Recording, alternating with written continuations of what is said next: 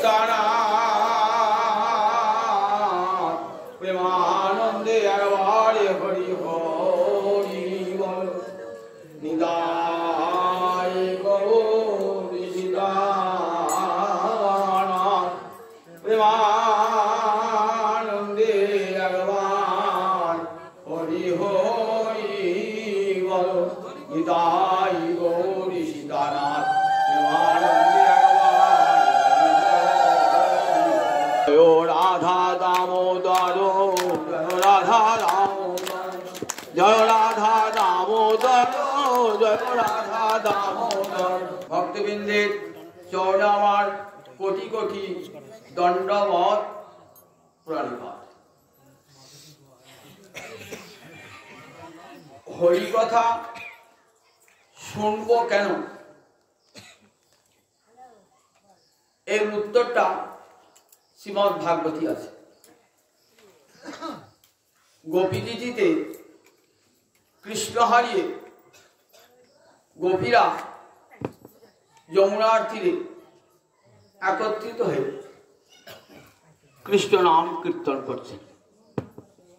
বলছেন তব কথামৃতং তপ্ত জীবনং কবিভিরিদিতাং কল্মষাপহং শ্রবণ মঙ্গলং কল্মষাপহং শ্রীমদাততং ভুবি গিরন্তি তে ভুবিদা জনা। তব কথামৃতং তপ্ত জীবনং, তোমার কথা অমৃত তুল্য। অমৃত পাওয়া যায় কোথায়? স্বর্গে পাওয়া যায়। স্বর্গে অমৃত পেলে কি হয় না, স্বর্গে অমৃত পেলে দীর্ঘ যৌবন লাভ হয়, স্বর্গে সুখ ভোগ হয়। সেই অমৃতে কোনোদিন কৃষ্ণ প্রাপ্তি ঘটে না। সুখদেব যখন হরিকথা অমৃত পরিবেশন করতে বসেছেন হরিদ্বারে ব্রহ্মকুণ্ডের তীরে, তখন দেবরাজ ইন্দ্র এক ভাণ্ড অমৃত সঙ্গে এক দূতকে পাঠিয়ে দিয়েছেন। বলছেন সুখদেবকে এই অমৃত ভাণ্ড দেবে, তিনি মহারাজ পরীক্ষিতকে অমৃত পান করিয়ে দেবেন, তাহলে মহারাজ পরীক্ষিত আর তক্ষক দংশনে মৃত্যু হবে না। আর ভাগবত অমৃত নিয়ে আসবে স্বর্গে, সুখদেবকে স্বর্গে নিয়ে আসবে। সমবেত শত্রুবৃন্দের মধ্যে সব বসেছেন, সেখানে দেবদূতটি এসে বলছেন, হে মুনিবর,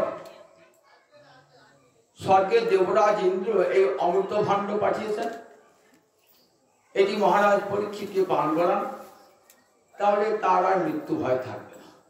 আর আপনি চলুন এই কথা মৃত্যু নিয়ে স্বর্গে। সমস্ত শত্রুবৃন্দ উঠে দাঁড়িয়েছেন, উঠে দাঁড়িয়ে বলছেন, আমরা স্বর্গের অমৃত চাই না। মহারাজ পরীক্ষিত বলছে, আমার স্বর্গ অমৃত চাই না, আমি তো আজ কৃষ্ণ কথামৃত শুনবো বলে বসেছি। দেবদূত তুমি ফিরে যাও, ওই অমৃতে আমাদের কোনো প্রয়োজন নাই, কারণ ওই অমৃতে কৃষ্ণ পাদপদ্ম প্রাপ্তি হবে না। মহারাজ পরীক্ষিত চেয়েছেন 7 দিনের মধ্যে যেন আমার কৃষ্ণ চরণ প্রাপ্তি হয়। বললেন ওই অমৃত আমি পান করবো, আমি কথামৃত পান করবো বসেছি। তাহলে দেখুন, স্বর্গের যে অমৃত তাকেও ধিক্কার দান করে এই কৃষ্ণ কথামৃত। কি করে? তপ্ত জীবন, তাপিত জনের জীবন স্বরূপ। হরি কথামৃত কেমন? তপ্তানাং জীবনম। তপ্ত জীবন মানে তপ্তানাং জীবনম। জগতের জীব আমরা প্রত্যেকেই কিন্তু দুঃখ তাপ শোক অনুভব করি। মায়ার সংসারে থাকতে গেলে দুঃখ তাপ ভোগ করবো না বললে চলে? জগতে এমন কেউ আছে যে শোক দুঃখ তাপ ভোগ করেন না? ত্রিতাপ জ্বালা প্রত্যেককেই ভোগ করতে হয়, সে ব্রাহ্মণ হোক চণ্ডাল হোক রাজা হোক, প্রজা হোক, নর হোক, নারী হোক, প্রত্যেককে সহ্য করতে হয় এই ত্রিতাপ দ্বারা। ত্রিতাপ কি? আধি ভৌতিক, আধ্যাত্মিক আর আধি দৈনিক। তিন প্রকার তাপ। তিন প্রকার তাপ আমি সবাইকে ভোগ করতে হয়। আধ্যাত্মিক মানে দেহে এবং মনের যে তাপ, দুঃখ, তাকে বলে আধ্যাত্মিক তাপ। দেহ যখন আছে রোগ হবে, রোগের জ্বালা ভোগ করতে হবে। জন্ম থেকে মৃত্যু পর্যন্ত দেহের জ্বালা ভোগ করতে হবে। মায়ের পেটে যখন ছিলাম তখনও জ্বালা ভোগ করেছি। মায়ের পেট থেকে বেরিয়ে আসার পরও দেহের নানা রকম পীড়ায় ভুগেছি। আবার মৃত্যুকালে যে জরা বার্ধক্য এলো তখনও কষ্ট ভোগ করছি। একে বলে আধ্যাত্মিক তাপ। আর মনের যে তাপ, দেহের মধ্যে মন বলে একটা বস্তু আছে। একটা খারাপ সংবাদ শুনলে মনটা খারাপ হয়ে গেল, একটা ভালো সংবাদ শুনলে মনটা ভালো হলো। তাহলে সংসারে থাকতে গেলে সবসময় তো ভালো সংবাদ পাবো না, খারাপ সংবাদও পাবো, খারাপ দৃশ্যও দেখবো। তারপরে মনে শত্রুর কাছ থেকে তাপও পাবো। তাহলে মনস্তাপ তো সংসারে পত্নী পুত্র সকলের কাছ থেকে কিছু না কিছু তাপ দুঃখ ভোগ করবো, মনস্তাপ ভোগ করবো। তাহলে দেহের পীড়া এবং মনের যে পীড়া তার নাম আধ্যাত্মিক তাপ।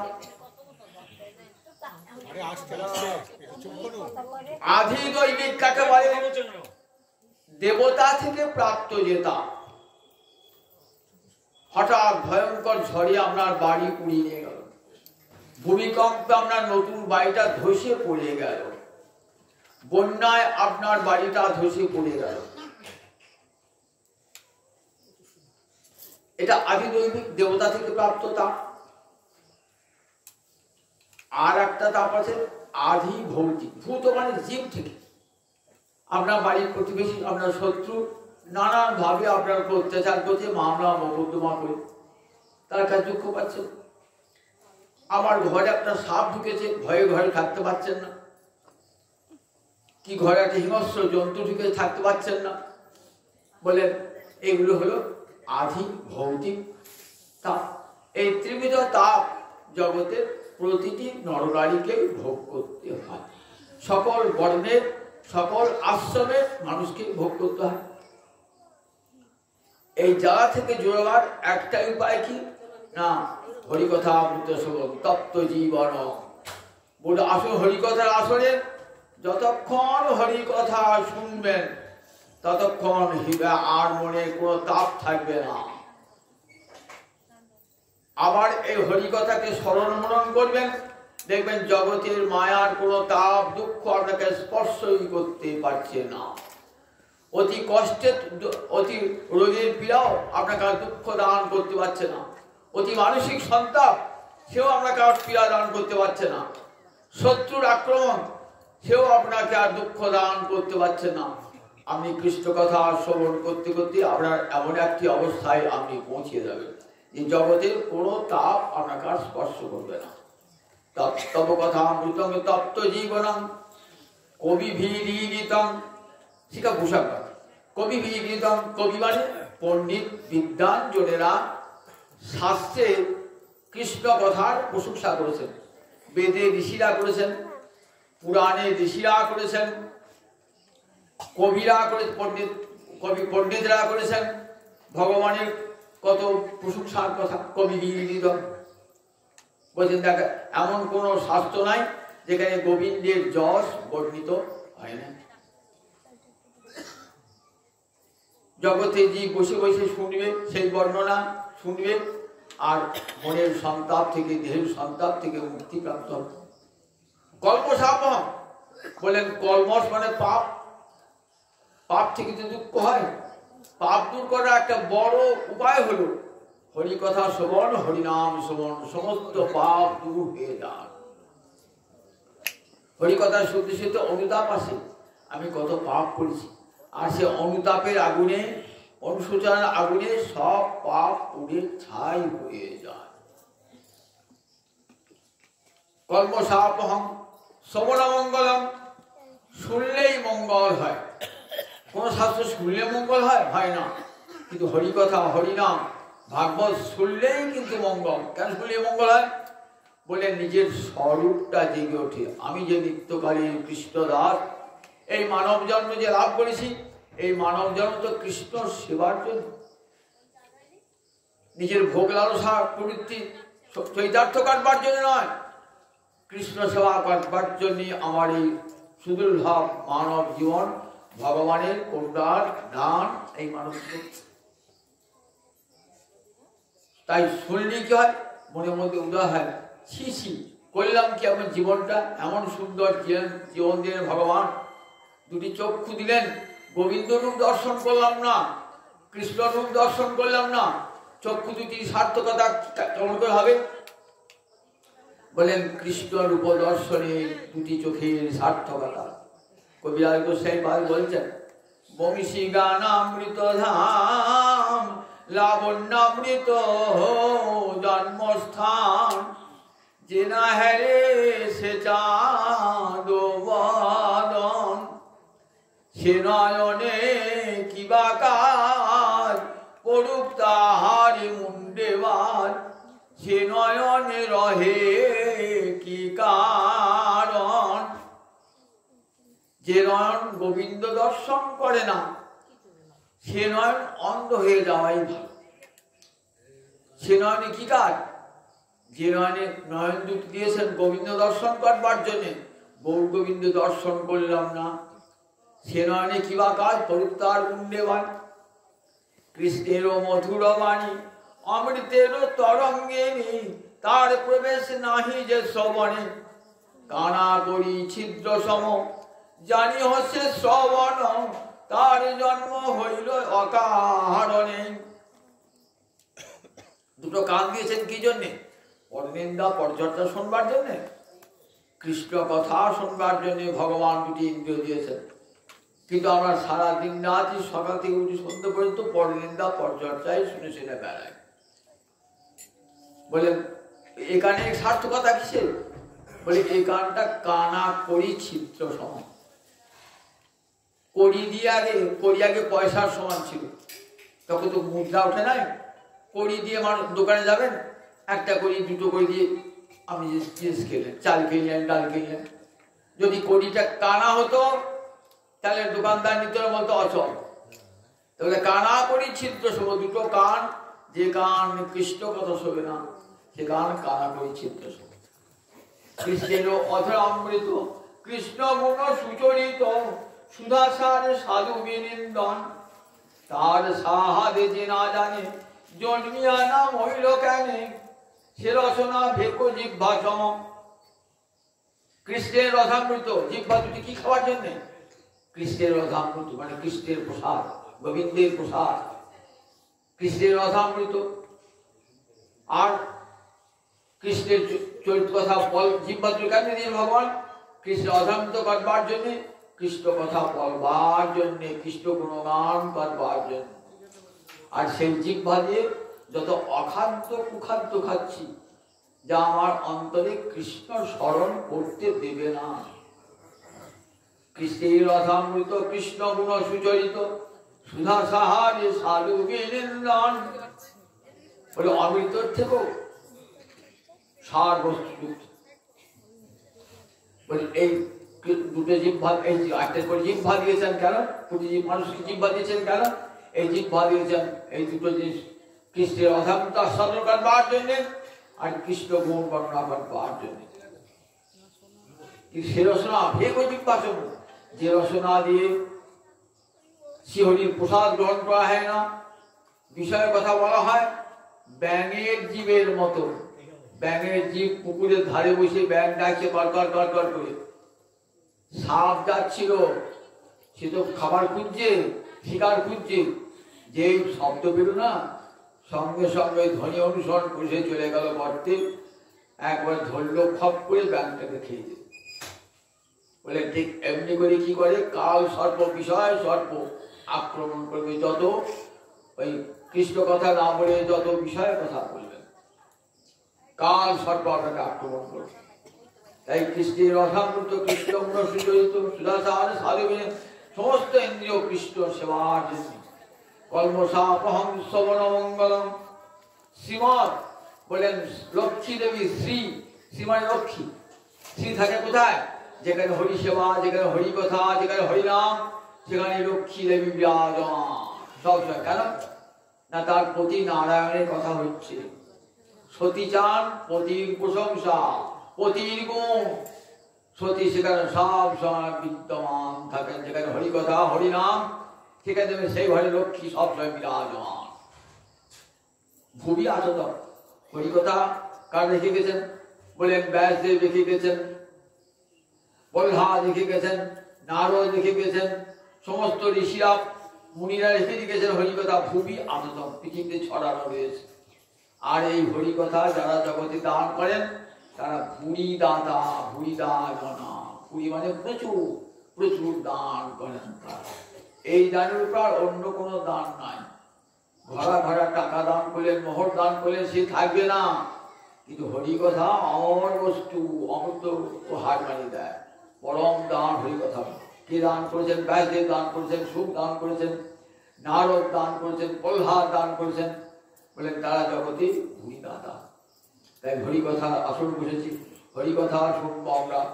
বলেন গোপীরাজা করেছেন জগতে একটাই মাত্র কথা, কৃষ্ণ কথা, আর সব বৃথা। শ্রীমদ্ ভাগবতী পঞ্চম স্কন্ধে আমরা দেখি রাজর্ষি ভরতের পিতা, তার নাম ঋষভদেব। ঋষভদেব এই ভগবানের একজন অবতার। ক প্রকার অবতার আছে? 6 প্রকার অবতার আছে। 6 প্রকার, 6টা না, 6 প্রকার অবতার অসংখ্য গোবিন্দের। আমরা মনে করেন ওই 10টা অবতার আছে শুধু জয়দেবের স্তোত্রে, 10টা অবতার শুধু জয়দেব বর্ণনা করছে। কিন্তু অসংখ্য অবতার ভাগবত বর্ণনা পুরাণে খুলে দেখবেন অসংখ্য ভগবান। অবতারা ঝসং খেয়া। সুত গোস্বামী নৈমিষারণ্য বলছেন গোবিন্দের অবতার, তার গুণাগুণ যে অগণিত অবতার ভগবানের। সেই অবতার 6 প্রকার। 1 নম্বর পুরুষ অবতার। পুরুষ অবতার, প্রথম পুরুষ অবতার, দ্বিতীয় পুরুষ অবতার, তৃতীয় পুরুষ অবতার। গুণাবতার ব্রহ্মা, বিষ্ণু, মহেশ্বর, এদিকে কি বলে? গুণাবতার। এরা এক একটা গুণকে স্বীকার করেছেন, স্বীকার করে ভগবানের সৃষ্টি লীলায় সাহায্য করছে। ব্রহ্মা রজগুণের অধিপতি, বিষ্ণু সত্যগুণের, মহাদেব তমগুণের অধিপতি। এরা ভগবানেরই গুণাবতার। ভগবানের অবতার গুণাবতার। লীলাবতার কোন বিশেষ লীলা করবার জন্য যখন ভগবান আসেন, মৎস্য, কুর্ম, এগুলি সব ভগবানের লীলাবতার। যুগাবতার, যুগ ধর্ম প্রবর্তন করবার জন্য যে ভগবান আসে তাকে বলে যুগাবতার। মন্বন্তর অবতার, 14টা মনু পৃথিবী শাসন করে। একটা মনু চলে যান, তারপরে একটা মনু আসে। এই মনু শাসনকালে যত অবতার আছেন, 14 জন মনু আছেন। সে একটা করে মনু, অসংখ্য মন্বন্তর অবতার, অসংখ্য অবতার। আর একটা অবতার আছে সপ্তাবেশ অবতার, যার মধ্যে ভক্তি অথবা জ্ঞান শক্তির আবেশ ঘটেছে। যেমন নারদের মধ্যে ভক্তি শক্তির আবেশ ঘটেছে, তাই ভক্তাবেশ অবতার। তেমনি ঋষভদেব জ্ঞান শক্তির আবেশ ঘটেছে, তাই ঋষভদেব, রাজর্ষি ভরতের পিতা ঋষভদেব একটি অবতার। এই ঋষভদেব তার বড় 100টি সন্তান। প্রথম সন্তানটির নাম রাজর্ষি ভরত। আগে রাজা, পরে ঋষি। এই ছেলেটি কেমন গুণের দেখুন। জ্যেষ্ঠ শ্রেণীতে রাজ্য পায়, তার জ্যেষ্ঠ ছেলে রাজ্য পেয়েছেন, রাজ্য রাজ ঐশ্বর্য লালিত পালিত হয়েছেন কত ভোগে সুখে।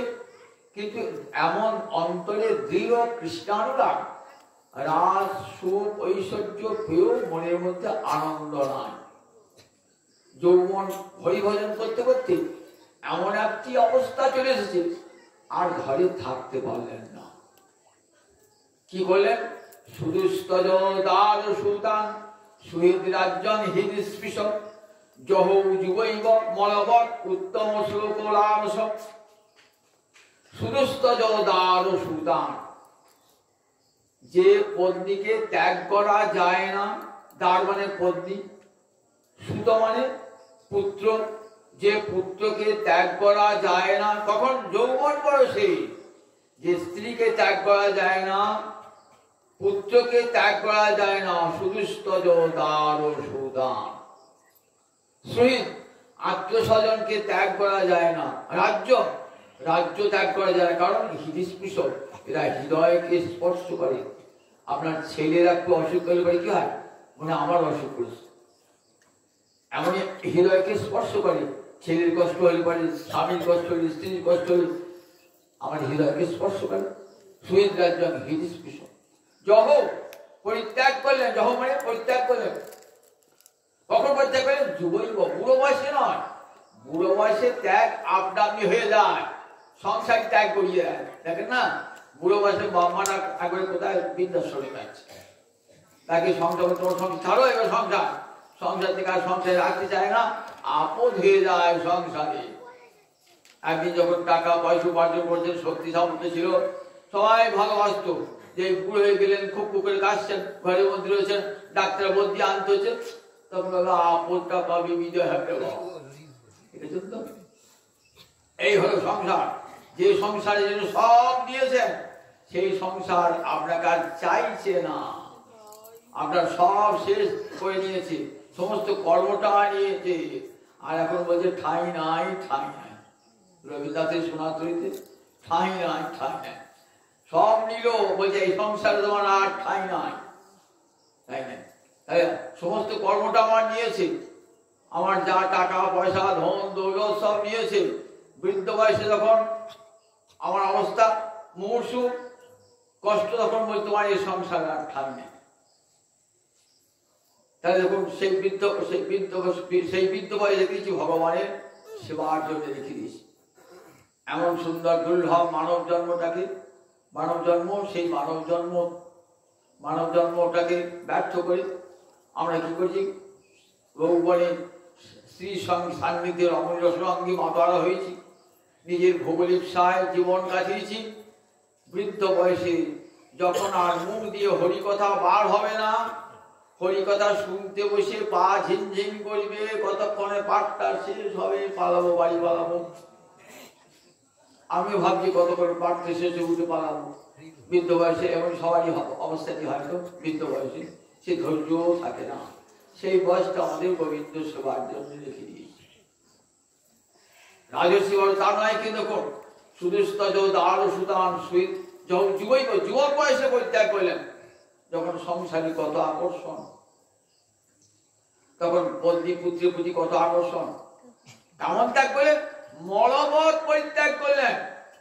মলবৎ উদাহরণটা দিলেন কেন? মল ত্যাগ করে যেমন ঘৃণায় আমরা পিছনে তাকাই না, তেমনি সংসার ত্যাগ করে, মলবৎ পরিত্যাগ করে আর পিছনে তাকালেন না, ঘৃণা।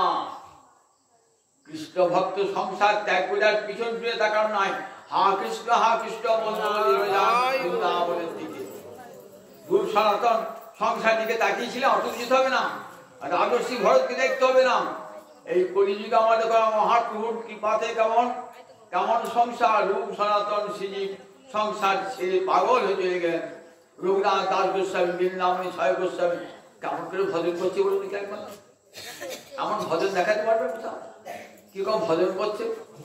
যারা সোনার টাকায় মাইনে পেত, হোসেন সাহেব রাজদরবারে, তারা সব ছেড়ে দিয়ে চলে গেলেন রূপ সনাতন বৃন্দাবনে গিয়ে ঘোল মাথা চানা, কবু চানা চর্বণ, কবু উপবাস, ছেঁড়া কাঁথা নেড়া মাথা, কাঁধে বহির্বাস, লোকে সুধাইলে বলে উই চৈতন্য দাস। এমন ভজন জগৎ দেখাতে পারবে? কোন ধর্মে এমন ভজন আছে?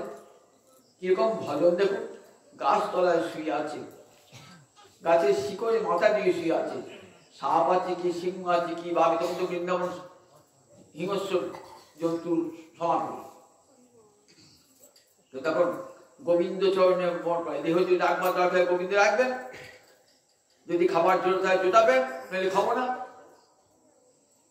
তারা একদিন পালঙ্কের উপর শুয়েছেন, রূপ সনাতন পালঙ্কের উপর শুয়েছেন, কত মূল্যবান শয্যার উপর শুয়েছেন, কত ভোগে সুখে মানুষ হয়েছেন। বৃন্দাবনে গিয়ে কেমন করে ভজন করছে একবার দেখুন, ভগবত ত্যাগ করছে। তার মহারাজ পরীক্ষিত অবাক হয়ে গেছে। মহারাজ পরীক্ষিত যখন হরিদ্বারে ব্রহ্মকুণ্ডতে এসেছেন না, তখন অনেকটা বয়স, ভাবছেন এরা কত বয়স। সুখদেব বলছেন, মহারাজ আপনি তো অভিশাপ পেয়েছেন বলে এসেছেন, যদি অভিশাপ না পেতেন তাহলে কি আসতেন? অথচ আপনার কিন্তু আগে আসা উচিত ছিল, কারণ মায়ের পেটে আপনি গোবিন্দের কৃপা পেয়েছেন। মায়ের পেটে, পুত্রার পেটে কৃপা পেয়েছে, তো গোবিন্দ ঢুকে রক্ষা করেন তাকে।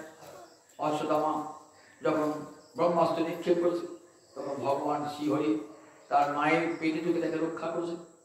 তুমি তো অনেক বয়সে, আর তোমারই বংশের পূর্বপুরুষ রাজর্ষি ভরত যৌবনের সংসার ত্যাগ করলেন, মরম ত্যাগ করলেন।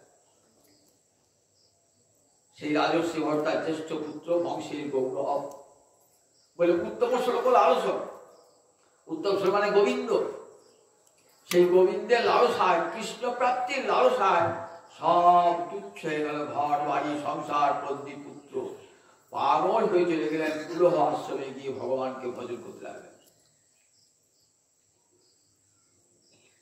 এই আরো ৯৯ জন ভাই আছে, তার মধ্যে ৯ জন নবযোগীন্দ্র, বাকি ৮১ জন তারা সব কর্মমার্গের প্রবর্তক। এদিকে উপদেশ দান করছেন ঋষভদেব। সন্ন্যাসে যাবেন, যাওয়ার পূর্বে পুত্রগণকে উপদেশ দান করছে।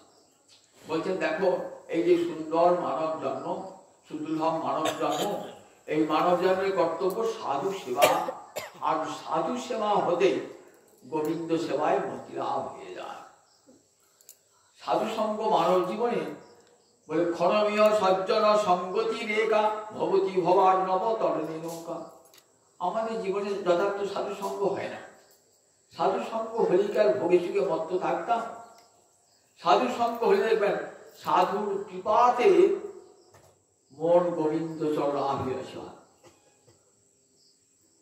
গঙ্গার চেয়েও সাধু পবিত্র, গঙ্গার পরশৈলে পশ্চাতে পাবন, দর্শনে পবিত্র করো এই তোমার গুণ। দর্শনে, সাধু দর্শন মাত্রেই পবিত্র করে দেয়। সাধুর এমন পবিত্র দর্শন আপনার হৃদয়ের সব পাপ শুষে নেয়, মনটা গোবিন্দের চরণে থেকে যায়।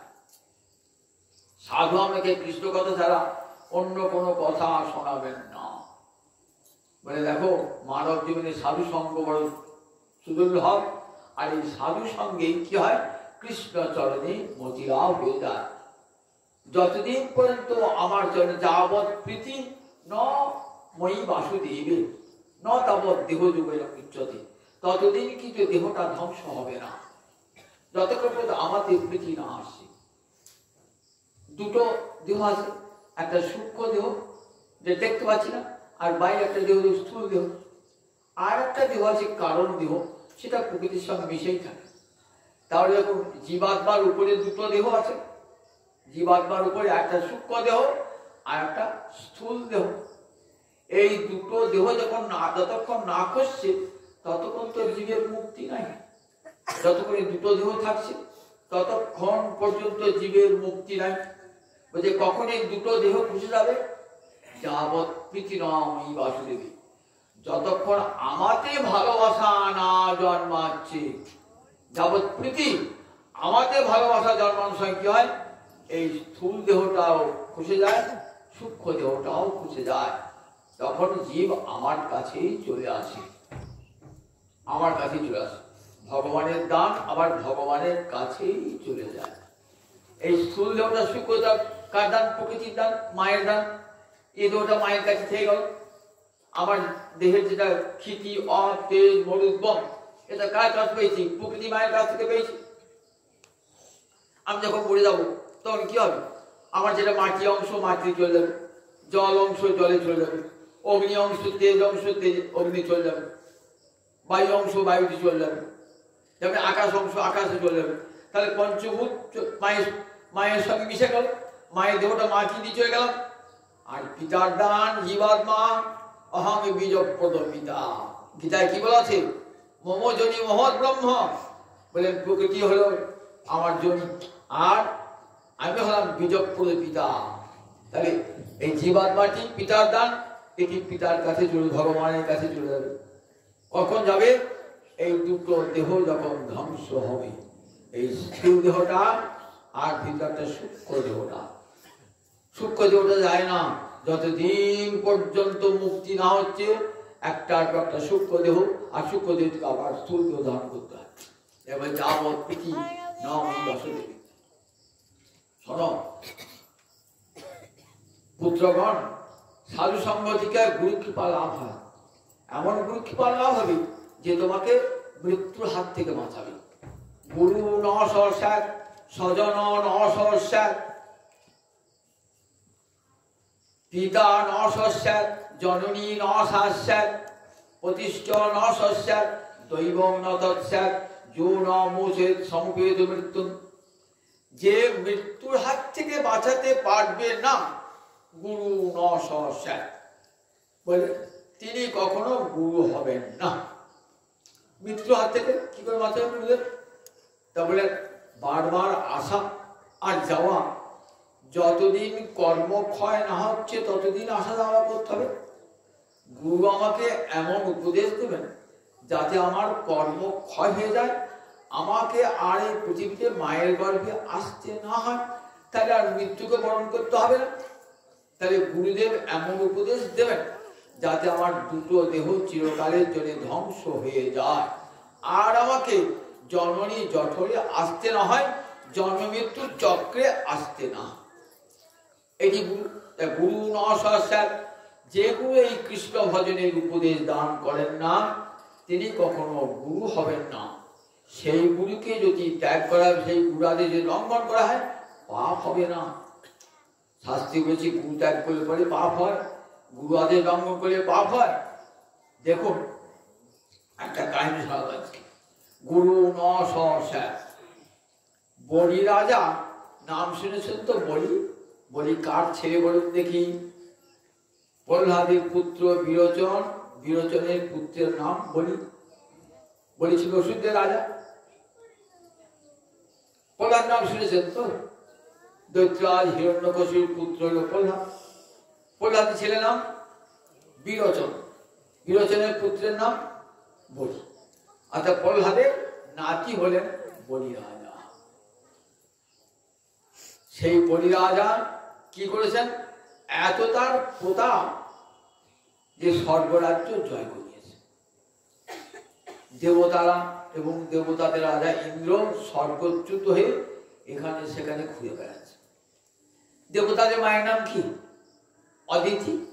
আর অসুরদের মায়ের নাম দিতি। দিতির সন্তান হল দৈত্য, আর অদিতির সন্তান হল দেবতা।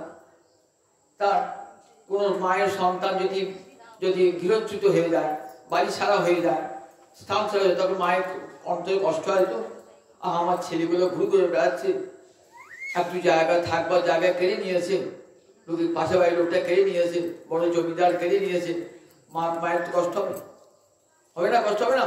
আমার ছেলেরা বসবাস করতে পারছে না, এখানে রাস্তায় পথে ঘাটে ঘুরে বেড়াচ্ছে। তা মা দিদির মনে খুব কষ্ট, কারণ দেবতারা সর্বসারা হয়ে গেছে তো, খুব কষ্ট। অদিতি তখন স্বামী কশ্যপকে বলছে, দেখো ছেলেদের কষ্ট তুমি চোখে দেখছো না? ছেলেগুলো কি কষ্টে ঘুরে বেড়াচ্ছে। কশ্যপ ভাবছে যে দৈত্য ওরাও তো আমার ছেলে, ওরাও তো আমার ছেলে, দৈত্যরাও আমার ছেলে, আবার দেবতারা আমার ছেলে। ছেলে ছেলে বিবাদ, একদল ছেলে তাই দিয়েছে, একদল একদল ছেলে ঘর দখল করে আছে। দুই ছেলেতে বিবাহ, এক ছেলে আর ছেলেকে বাড়ি থেকে তাই দিয়েছে, এক ছেলে রয়েছে। তা মায়ের মন, সন্তান তো মায়ের মনে কষ্ট হচ্ছে। বলছেন দেখো এক কাজ করো, যদি দুঃখ কষ্ট মোচন করতে চাও তাহলে একটাই উপায়, গোবিন্দ কৃপা লাভ ছাড়া জগতে কেউ কষ্টের হাত থেকে মুক্তি পায় না। প্রণত ক্লেশ নাশায় গোবিন্দায় কৃষ্ণায় গোবিন্দায় হরে পরমাত্মনে।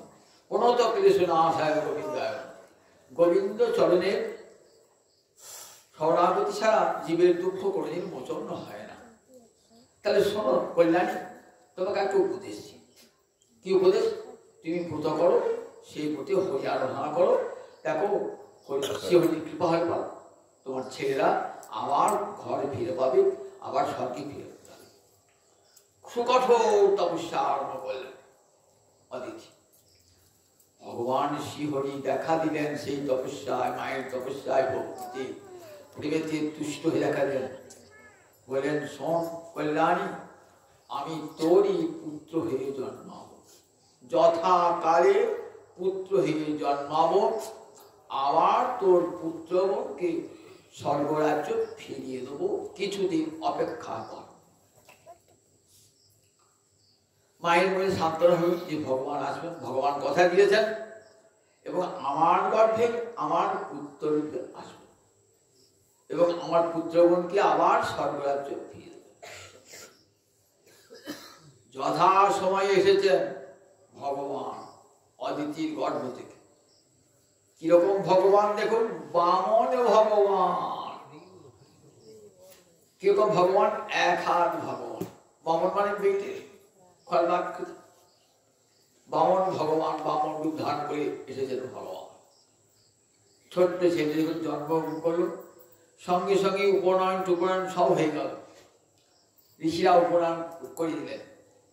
এইবার ব্রাহ্মণের ছেলে গলায় পইতে দিয়েছে, পায়ে খড়ম আছে, কিংবা পোশাক পরেছে, আর কি থাকে? একটা ঝোলা থাকে, ভিক্ষা টিভি। ভিক্ষা দেহি ভগবতী বলে না, ভিক্ষা দেয়। দেখেন এই পইতে সময় দণ্ডিয়া থেকে দাঁড়িয়ে ভিক্ষা চায়। ব্রাহ্মণের ছেলে যখন ব্রহ্মচর্য অবলম্বন করে, উপনয়নের সময় দেখেছেন নিশ্চয়, ঠিক বামনের উপনয়ন হল। এইবার বামন একটা ভিক্ষার ঝুড়ি নিয়ে, হাতে একটা দণ্ডি নিয়ে, পায়ে দুটো খড়ম পরে, দীর্ঘ পোশাক পরে, মাথায় একটা ছাতা নিয়ে হাঁটছে। লোকে দেখছে একটা ছাতা যাচ্ছে, মানুষটাকে দেখতে পাচ্ছিল তো, ছোট্ট বড় মানুষ তো, ছাতাটাকে দেখছে। কোথায় যাচ্ছে না, বলি রাজাটা যজ্ঞ করেছে। বলি রাজা, বলি কথা বললাম তো, বলি হলেন প্রহ্লাদের নাতি, যজ্ঞ করেছে। যজ্ঞটার নাম বিশ্বজিৎ যজ্ঞ। বিশ্বজিৎ মানে সারা বিশ্বকে জয় করে নেবে, কেমন যজ্ঞ করেছে। যজ্ঞ করে কি করতে? দান করতে হয়। যজ্ঞ মানে দান। যে কোনো যজ্ঞ করি, দান না করে যজ্ঞ অসম্পূর্ণ হয়ে যায়। যজ্ঞে দান দেবেন, বলি খুব দাতা। বলি অসুর হলে কি হবে? বলি খুব দাতা। অতি দানে বলির বদ্ধ, কথা আছে না? বলির কাছ থেকে কেউ আর ফেরত আসবে না। বলি এমন দান দেবেন, আর অন্য কোনো জায়গায় দান চাইতে হবে না। বলির কাছে এসেছেন ভগবান। সুখদেব বলছেন, মহারাজ আজ চলল কেন জানো? বামন ভগবান আজ ভক্তের সঙ্গে ছলনা করবে। ছলয়সী বিক্রমণে বলি অদ্ভুত বামন, পদনখ নীর জন্ম পাবন, কেশবধৃত বামন রূপ, জয় জগদীশ হরি। ছলয়সী বিক্রমণে বলি অদ্ভুত বামন। আর ছলনা করবেন ভগবান, ছলনাময় ভগবান। ছলনা করবার জন্য চলেছেন। বলি কোথায় যাচ্ছেন? বলি যজ্ঞে যাচ্ছে। জটিলং মানবকম দৃষ্টা, মানবক মানে ছোট মানুষ। জটিলং, আচ্ছা জটিলং মানে যার জটা আছে, তো তার জটা আছে, তার পৈত হয়েছে, পৈত তো মস্তক মুন্ডন করতে হয়। মস্তক মুন্ডন জটা থাকে নাকি? আর সুখদেব বলছেন জটিলং মানবকম দৃষ্টা, জটাধারী ছোট্ট মানুষটিকে দেখি। তাহলে সুখদেব পাগল হয়ে গেলেন নাকি? বলতে বলতে, কৃষ্ণ কথা বলতে বলতে বললেন, না না, সুখদেব পাগল হয় নাই কখনো। বলছেন জটাটা মাথায় নাই, জটাটা কোথায়? জটা প্যাঁচ দিয়ে চুলে জটা থাকে তো, বলে ওই জটাটার প্যাঁচটা আছে ভগবানের কোথায়? পেটের মধ্যে প্যাঁচটা আছে, প্যাঁচ আছে। কি করবেন? আর বলিকে ছলনা করবেন বলে ভগবান ওই জটাটা তারা উঠল যাচ্ছেন। ভগবান বলির কাছে যখন পৌঁছিয়েছেন না, বলি তো ব্রাহ্মণে বলির বড় ভক্তি, বলির বড় ভক্তি।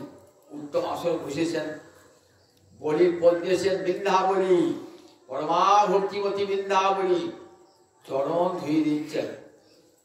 বৃন্দাবলী বলে, বৃন্দাবলী কি ভক্তি? ভক্তিমতী তো চিনতে পেরেছেন আজ আমার গৃহে কে এসেছে। চরণ ধুয়ে বসেছেন, কি নেবে বলো? বৃন্দাবনী যারা বলছেন কি নেবে, কি তোমার দান দেওয়ার শক্তি আছে? কার দান নিয়ে কাকে তুমি দেবে? এই জগৎটাই গোবিন্দের দান, তোমার সম্পদ তো সবকিছু গোবিন্দের দান। একজনের জিনিস দিয়ে আবার তাকেই দান, ভগবানের জিনিস আবার ভগবানকে দান, একবার স্পর্ধা। ভগবানের জিনিস নিয়ে খাচ্ছ আবার ভগবানকেই দান। আমরা বললাম ভগবানকে দিচ্ছি। আমি গোবিন্দকে গোপালকে একটা সোনার ঢাল করিয়ে দিলাম। কত বড় মুখ আমরা বলুন দেখি। ভগবানকে সোনার, ভগবানের মন্দির তৈরি করে দিলাম, ভগবান রাধারানীর চরণে নুপুর করে দিলাম। তুমি দেবার কে গো? তার জিনিস নিয়েই তাকে দিচ্ছ। ভগবানকে দেওয়ার ক্ষমতা কার আছে? সব তো ভগবানের।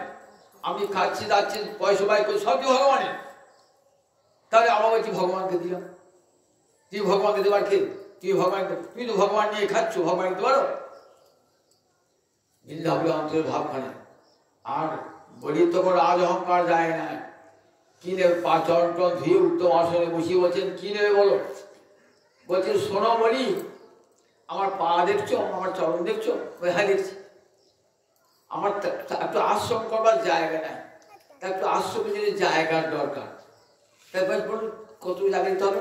বলুন যা বলুন তাই দেবো। এই আমার পা দেখছো তো?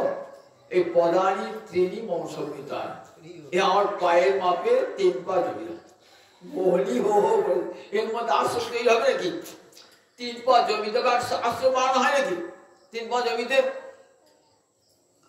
শোনো, তুমি যে ব্যাপারটা আমাকে দ্বীপের অধিপতি করে দিচ্ছি, একটা জায়গায় একটা রাজ্যের সার্বভৌম অধিপতি করেছে। বলে না, ওসব আর চাই না। আমার ত্রিনি পদা, এই 3 পা পরিমিত ভূমি পেতে হবে। এই তুমি দেখো বয়সটা কাঁচা তো, তোমার বুদ্ধি একবারই নাই। এই 3 পা ভূমি নিয়ে তোমার কি হবে? বলছেন 3 পা ভূমি পেয়েও যদি কেউ সন্তুষ্ট না হয়, তাহলে ইন্দ্রের ঐশ্বর্য পেয়েও তার তুষ্টি হবে। বলি কথা অর্থ বুঝতে পারলেন না। ভগবান ঘুরিয়ে বলেন ভগবানের মায়ায় বলি বিমোহিত, ভগবানের মায়ায় বলি বিমোহিত। তুমি না, আমি আর কিছু চাই না। শোনো, আমি তো ব্রাহ্মণ মানুষ, ওই অল্পে তুষ্ট, সর্বা সম্পদ বললেন সন্তুষ্ট নিজস্ব মানুষ। যার মন তুষ্ট, ওই স্বল্প পেলে সে তুষ্ট হয়ে যায়, ওইটুকু পেলে হবে। ভালো করে চিন্তা করে বলো, চিন্তা করে বলো। বলে আমি চিন্তা করেই বলছি, ওই 3 পা বেশি ভূমি আমি নেব না। বলি বৃন্দাবলী বলছেন রাজা তোমার, তুমি কি ভাবছো কি? আর স্বয়ং ভগবান নারায়ণের তুমি জানো না তুই বলছো কি? বলিস সে জিজ্ঞাসা হয়। বলিস গুরুদেব এসেছে। গুরুদেব এসে বলছে বলি তুমি দান দিতে যেও না, তুমি দান দিতে পারবে না। পারবো না? কে দান চেষ্টা করবে আজকে? স্বয়ং ভগবান লক্ষ্মীপতি নারায়ণ দান চেষ্টা। তুমি দান দিতে পারো? তোমার তাকে দান দেওয়ার ক্ষমতা নাই, তুমি পারবে না দান দিতে। বলি তোমার ভাগ্য, নারায়ণ আমার কাছে হাত পাচ্ছে, আমি দেবো না? বললেন বলি তো মানে এত অহংকার, তুমি পারবে না। দেখো গুরুবাক্য লঙ্ঘন করো না। গুরুবাক্য লঙ্ঘন করলে তোমার পাপ হবে, তুমি শ্রীভ্রষ্ট হবে। বললেন গুরুদেব যতই বলুন, আমি যখন দান দেবো বলেছি তখন দেবই। আমি সত্য ভ্রষ্ট হব না, ঐশ্বর্য ভ্রষ্ট হবো তা তুমি সত্য ভ্রষ্ট হবো না, দান আমি দেবই দেবো। দান দিতে পারবে তুমি তো? বলে হ্যাঁ আমি দান দেবো। আমি তোমাকে অভিশাপ দিলাম, গুরু অভিশাপ। বলছে আমি মিথ্যা কথা বলতে পারবো না। বললেন দেখো কিছু কিছু ক্ষেত্রে মিথ্যা বললে পাপ হয় না। কিরকম? গো ব্রাহ্মণ হিংসার্থে, গো একটা গরু একটা ব্রাহ্মণ তাকে রক্ষা করবার জন্য প্রয়োজন, তোকে যে মিথ্যা কথা বলেন ক্ষতি হয় না। স্ত্রীর সঙ্গে রহস্যালাপ করতে যে মিথ্যা কথা বলেন পাপ হয় না। নিজের বৃত্তি জীবিকা রক্ষা করবার জন্য মিথ্যা কথা বলেন সেখানে পাপ হয় না। নিজের জীবন রক্ষার জন্য যদি মিথ্যা কথা বলেন সেখানে পাপ হয় না। তা দেখো নিজের জীবিকা রক্ষা করবার জন্য যদি মিথ্যা কথা বলো পাপ হবে না।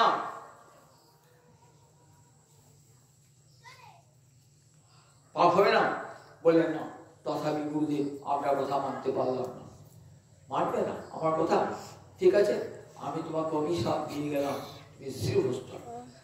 তথাপি গুরুদেব থাকছে না। শিষ্যের মঙ্গল করতে হবে তো, দান করবার তুমি কি কথা আচরণ করতে হবে। ওম বিষ্ণু ওম বিষ্ণু ওম তৎ বিষ্ণু পরমং পদং সদা পশ্যন্তি সূরয়ন্তি বিব চক্ষুরাতত। যে কোনো পুণ্যকর্ম করার বিজ্ঞতা আচরণ করতে হয় না। এসে পুরীত বলেন একটু জল মুসুরি দানার পরিমাণ একটু জল নিয়ে ছোট করে ঠিকই বলতে হবে ওম বিষ্ণু ওম তৎ বিষ্ণু পরমং পদং সদা পশ্যন্তি সূরয়ন্তি বিব চক্ষুরাতত। যখন পাত্র থেকে জলটা নেবেন না সে নলের মুখে ঢুকেছে, গুরুদেব ঢুকেছে, শুক্রাচার্য তো নলের মুখে ঢুকেছে যাতে জলটা না পড়ে। বলি ভাবছি জলটা বাড়ছে না কেন? তখন বলি একটা তৃণে খোঁচা দিয়েছে। শুক্রাচার্য বলি গুরুদেব নাম কি? শুক্রাচার্য। দেবতাদের গুরু বৃহস্পতি, ওষুধ গুরু শুক্রাচার্য। খোঁচাতে শুক্রাচার্য একটা চোখ কানা হয়ে গেল। শুক্রাচার্য একটা চোখ কানা, একটা চোখ কানা। শুক্রাচার্য চোখে দেখতে পায় না। গুরুদেব চলে গেলেন, ক্রুদ্ধ হয়ে চলে গেলেন। তাহলে তো গুরু অভিশাপ রাখবে। গুরু অভিশাপ দিলেন তো তুমি দান দিতে যেও না। দেখুন আর বলির অন্তরিচ্ছা আমি দান দিয়ে গোবিন্দকে তুষ্ট করবই, তাহলে বলি কৃষ্ণ ভজন করবেন। কিন্তু গুরুদেব তার বাধক হয়েছে, শুনলেন না। তখন দান দাও। বলি রাজ্য কোথায়? উপরে একবারে ব্রহ্মলোক পর্যন্ত, উপরে সপ্তলোক আর নিচে সপ্তলোক, 14 ভুবন দখল করে আছে। একটা পা চলে গেল বিরাট বা একবারে ব্রহ্মলোক পর্যন্ত, ব্রহ্মলোক পর্যন্ত গেল। একবারে ব্রহ্মা কমণ্ডলী দিয়ে চরণ ধুয়ে নিচ্ছে, কমণ্ডলতে জল পড়ছে, ব্রহ্মা চরণ যুগে ব্রহ্মলোকে। আর একটা চরণ করে যেগুলো একবারে পাতালে রসাতলে। আত্মবলি রাজত্ব নাই, দুপাইতে শেষ হলো। পেটটা এমন করে বিশাল করেছেন না, গোটা অন্তরিক্ষ আকাশটা সব জুড়ে গেল। আর একটা পা বেরিয়েছে, 3 পা ভূমি ছিঁড়েছে তো, কোথা থেকে নাভি থেকে একটা পা বেরিয়েছে। কোথায় রাখবো বলি পাটা? তুমি 3 পা ভূমি দেবো বললে পাটা রাখবো কোথায়? জায়গা দাও। তুমি যে বললে আমি সত্যভ্রষ্ট হবো না, দেখো তুমি সত্যভ্রষ্ট হও কিনা, এত অহংকার তোমার। বললেন প্রভু সত্যভ্রষ্ট আমি হব না, কিন্তু দেবো বলেছি। দেখো তুমি সত্যভ্রষ্ট হয়েছে কিনা একবার দেখো কি করে সত্যভ্রষ্ট হলো। যখন আমাকে দান চেয়েছিলে তখন তোমার এত বড় পা ছিল, তোমার এত বড় পা ছিল কি? তখন তো এইটুকু পা ছিল, তাই বলেছিলাম দান দেবো। এত বড় পা দেখলে কি দান দেবো বলতাম? আমি তোমাকে আমাকে এইটুকু চরণ দেখেছিলাম, এইটুকু চরণ, ওই চরণ দান দেবো বলেছিলাম। এত বড় চরণ দিতে পারি, দান দিতে পারি? তবে দেবো আমি, তবু আমি মনে হয় ভাবছি। বৃন্দাবন এসে বলছেন এত অহংকার রাজা, মাথাটা উঁচু করে এখনো আছো গোবিন্দের কাছে, এখনো মাথাটা উঁচু করে আছো। দেখবে ভক্তমালে এই বৃন্দাবনে একটা চরিত্র আছে। বৃন্দাবনী পরমা ভক্তি, ওষুধের পদ্য কি হবে? পরমা ভক্তিমতী। এবং কালিওনাগের পত্নী পরমা ভক্তিমতী। যখন কালিওনাগ নাচছেন গোবিন্দের মাথা, গোবিন্দ যখন কালিওনাগের মাথা নাচছেন না, মুখ দিয়ে রক্ত বার হচ্ছে, মণি করে ঠিক ঠিক পড়ছে, তখন সুবলা পরমা ভক্তিমতী এসেছেন, এসে গোবিন্দকে স্তব করছে। বলছেন গোবিন্দ, যে চরণ লক্ষ্মী দেবীও পায় না, আর সেই চরণ আমার স্বামী কি করেছিল, আমার স্বামী তোমার সেই চরণ পেল, কত ভাগ্য তোমার চরণ। ব্রহ্মারী দেবগণ তোমার এই চরণের ছায়া দেখে, আর আমার এমন পাপিষ্ঠ স্বামী তোমার চরণ মাথায়। তাই বৃন্দাবনীও পরমা ভক্তিমতী বৃন্দাবনী এখনো মাথাটা নিচু করে পারছিলাম। বলছেন চিন্তা করছেন, মনে ভাবছেন যে চরণটা দাও, আমি চরণটা রাখবো কোথায়, আর তোমার জায়গা নাই। বলি তখন মনে ভাবছেন যে আমি আমার এই মাথার বুদ্ধি খাটিয়ে এই সম্পদ করেছি, তো মাথার বুদ্ধি খাটিয়ে, তাহলে আমার ধনের চেয়ে আমার এই মাথাটা বড়। তখন বলি কি করলেন, বলি চিন্তা করে নয়ন জলে ভাসতে ভাসতে বলছেন, আমি মাথা পেতে দিলাম হে তোমার চরণ শিরে ধরিব, আমি মাথা পেতে দিলাম হে তোমার চরণ শিরে ধরিব, আমি মাথা পেতে দিলাম হে দাও দাও তোমার অভয় আমার মাথায় দাও দাও তোমার অভয় চরণ, শিববীর্যি বাঞ্ছিত চরণ, দাও দাও তোমার ওই রাঙা চরণ, দাও শিরে তোমার রাঙা চরণ, কোমলা সে বিত চরণ, দাও দাও শিরে রাঙা চরণ, আমার জীবনে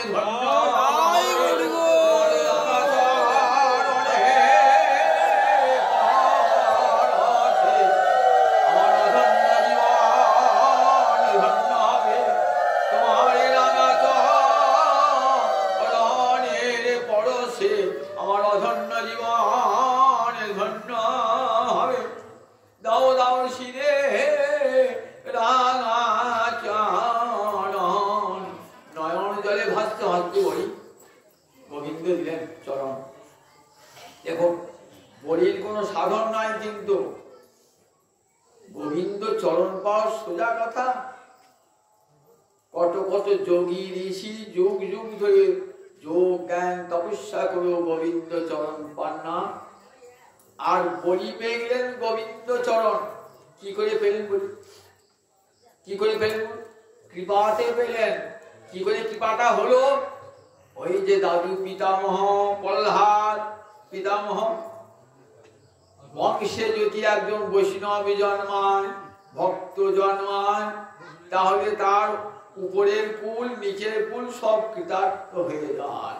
কুলং পবিত্রং জননী চ কৃতার্থা। উপরে পিতৃপুরুষরা নৃত্য করে যে আমার বংশে একজন বৈষ্ণব জন্মিয়েছে, হরিভক্ত জন্মিয়েছে। নৃত্যন্তি পিতর শান্তি, পিতৃপুরুষগণ আনন্দে নৃত্য করে যে আমার বংশে একজন হরিভক্ত জন্মিয়েছে। আমাকে যখন তর্পণ করবে তখন কি জল দেবে, গোবিন্দের চরণামৃত দান করবে। আমার মহালয়ার দিন আমাকে গোবিন্দের প্রসাদ দান করবে। নৃত্যন্তি পিতর সঙ্গে হরিভক্ত জনতা দেয় না, পিতৃপুরুষে কি দান করে, প্রসাদ দান করে। তাই প্রহ্লাদ কি প্রহ্লাদের নাতি তো, তাই কৃপা পেয়ে গেলেন। বংশে বৈষ্ণব জন্মায় না, ওই ভক্তির রক্ত বংশ পরম্পরায় প্রবাহিত হয়।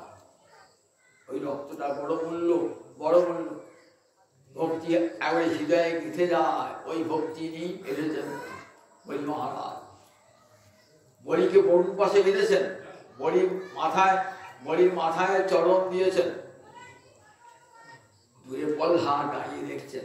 প্রহ্লাদ বলি কাঁদতে কাঁদতে বলছে, পিতামহ আমার তো কোনো সাধন নাই, ভজন নাই, আমি পেলাম কোন সাধনে? তোমার কৃপায় পেয়েছি গোবিন্দ চরণ মাথায় পিতামহ। এই পিতামহ তোমাকে কোটি কোটি দণ্ডবত প্রণাম জানাই। আমি তো বদ্ধ অবস্থায় গেছি, বলির বদ্ধ, আমাকে গরুর পাশে বেঁধেছে, আমি তো গিয়ে তোমাকে প্রণাম করতে পারছি না। আর প্রহ্লাদের কি আনন্দ, প্রভু তোমার এত করুণা, অসুর আমার নাতি অসুর, তাকে তোমার এত কৃপা প্রভু। দেবতাগণ কৃপা পায় না, আর অসুর কৃপা পায়। ভগবানের কাছে দেবতা অসুর বলে কোনো পার্থক্য না। তিনি দেবতাকেও কৃপা করেন, অসুরকেও কৃপা করেন, ব্রাহ্মণকেও কৃপা করেন, চণ্ডালকেও কৃপা করেন, নরকেও কৃপা করেন, নারীকেও কৃপা করেন, পাপিষ্ঠকেও কৃপা করেন, পুণ্যবানকেও কৃপা করেন। ভগবানের কাছে কোনো বিচার আছে নাকি? এরকম বলি অসুরকে জন্মেছেন, বলির প্রতি কৃপা হয়ে গেল, ভগবানের কৃপা হয়ে গেল। কেমন কৃপা হলো? একবারে কোথাও যাও বলি, কোথায় নিয়ে গেলেন? সুতলে, নিচে 7টা তল আছে তো, তারপরে সুতল একটা তল, বলি এইখানে তুমি রাজত্ব করো, তোমাকে কোনো চিন্তা করতে হবে না, রাজ্য রক্ষার ভার আমার, ভগবানের রাজ্য রক্ষার ভার আমার। কি করে রাজ্য রক্ষার ভার? বলে আমি দাঁড়িয়ে থাকবো, প্রহরী রূপে দাঁড়িয়ে। দেখেছেন এত আনুগত্য ভগবান, বলছেন আমি দাঁড়িয়ে অস্ত্র ধারণ করে তোমার দাঁড়িয়ে থাকবো, যাতে তোমার কেউ আক্রমণ করতে না পারে। তোমার ভগবান বলির দ্বারে প্রহরী হয়ে রইলেন, বলি আর কৃতকৃতার্থ হয়ে গেল। তাহলে গুরুবাক্য লঙ্ঘন করেছিলেন, তার জন্য বলির কোনো ক্ষতি হয়েছিল? কোনো ক্ষতি হয় না। যদি গুরুদেব কৃষ্ণ ভজনের বিরোধিতা করেন, তাহলে সেই গুরুবাক্য লঙ্ঘনে কোনো পাপ হয় না। গুরুদেবকে প্রণাম জানিয়ে, তাকে প্রণাম জানিয়ে তার বাক্য লঙ্ঘন করলে কোনো ক্ষতি হবে না। বলি কিন্তু গুরুকে যথার্থ সম্মান দান করেছেন, কিন্তু তার বাক্যটা রক্ষা করতে পারেন নাই। বলি কৃষ্ণ ভজন করবে, আর ওষুধদেব গুরু শুক্রাচার্য কৃষ্ণ ভজনে বাধা দিয়েছেন। দেখেন এখানে ঋষভদেব বলছেন যে দেখো বৎস, যদি সে গুরু হবেন না যে গুরুদেব তার শিষ্যকে মৃত্যুর পথ থেকে বাঁচাতে পারবেন না। বলি রাজাকে এমন কৃপা করলেন, বলি রাজা আর জন্মমৃত্যু চক্রের বাইরে চলে গেলেন। বলি রাজা এমন কৃপা হলো, গোবিন্দের এমন কৃপা লাভ হয়ে গেল, সুতলে চলে গেলেন। এবং সুতলে গিয়ে গোবিন্দ বললেন দেখো আমি তোমাকে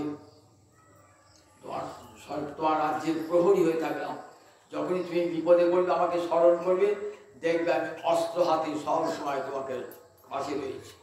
কত বড় কৃপাটা হয়ে গেল, বলিকে কৃপা করলেন ভগবান।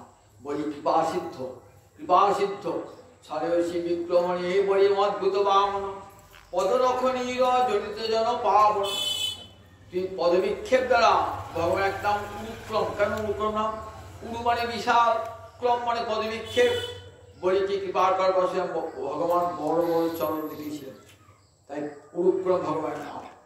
বলছি ছড়েশী বিক্রমণী বলি অদ্ভুত বামন, অদ্ভুত বামন রূপ ধারণ করে তুমি বলির সঙ্গে ছড়না করেছে, ছড়না তাকে কৃপা করেছিলি প্রভু। পদনখনীর জনিত জন পাবন, তোমার পায়ের নখের জলেতে জগৎ পবিত্র হয়ে যায়। গঙ্গা তোমার পায়ের নখের জল জগৎকে পবিত্র করছে, ত্রিধারায় প্রবাহিত হয়ে। স্বর্গে স্বর্গগঙ্গা মন্দাকিনী, পাতালে পাতাল গঙ্গা ভগবতী, মর্তে ভাগীরথী রূপী তোমার পদনখনীর জনিত জন পাবন। কেশবধিত বামন রূপ, হে বামন রূপধারী গোবিন্দ তোমার জয় হোক, তোমার জয় হোক, জয় জগদীশ হয়। কৃপা করলেন। দেখুন এই যে ভক্তি মহারানী শৈলিনী, ও কোথায় যে কার প্রতি কৃপা হয় কেউ বলতে পারে। এই ভক্তি তো আমার মহাপ্রভুর দান। বলেন কলিযুগে আর কোনো সাধন নাই, হরিভক্তির মতো আর কোনো সাধন নাই। বললেন ভক্ত সঙ্গে বসে ভাগবতী কথা শোনো, হরিভক্তি জন্মাবে। গৌর হরি আর নিতাই চান, দুই ভাই হৃদয়ের খালি অন্ধকার, দুই ভাগ বৎ সঙ্গে এই গড়াইল সাক্ষাৎকার। গৌর হরি আর নিতাই চান কলিযুগের দ্বারে দ্বারে কি বলে বেড়ালেন? যাগ যজ্ঞ তপস্যা জ্ঞান কোনো কিছুই কলিযুগে ফল দান করবে না। কলিযুগে হরের নাম হরের নামইব কেবলম করৌ নাস্তিব্য নাস্তিব্য নাস্তিব্য গতির অন্যথা। এই সত্য বলেন, নাস্তি এব নাস্তি এব নাস্তি এব।